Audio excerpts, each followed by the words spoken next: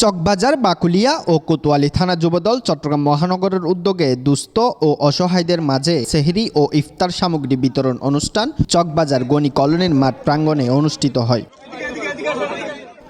বাকুলিয়া থানা যুবদলের সাবেক আহ্বায়ক ইসমাইল হুসাইন লেদুর সভাপতিত্বে ও চকবাজার থানা যুবদলের সাবেক আহ্বায়ক সেলিমের সঞ্চালনায় এতে প্রধান অতিথি ছিলেন সিটি মেয়র ডাক্তার শাহাদাত হোসাইন।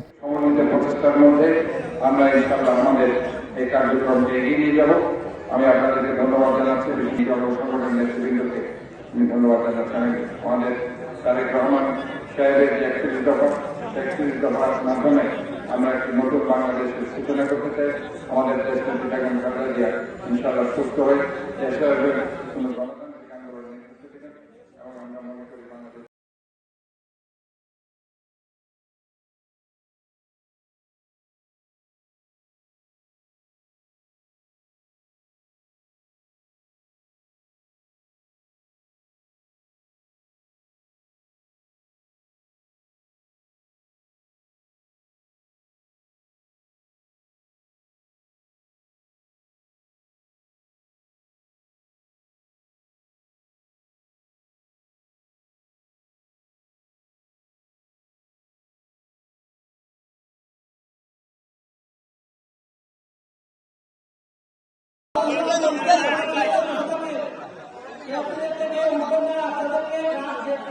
তিনি নগর সেবক বলেন, মেয়র বলেন, আমি জনতার সেবক। এই জনতার সেবক এবং মহানগর বিএনপির তিনি 17 বছর রাজনীতি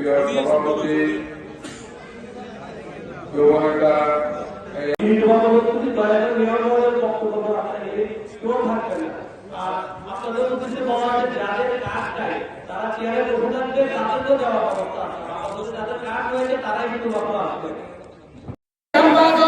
চট্টগ্রাম সিটি কর্পোরেশনের মাননীয় মেয়র, জনতার গরিব দুঃখী মেহনতি মানুষের বন্ধু জনতা ডাক্তার শাহাদাত হোসেন ভাই আমাদের মাঝে উপস্থিত হয়েছে।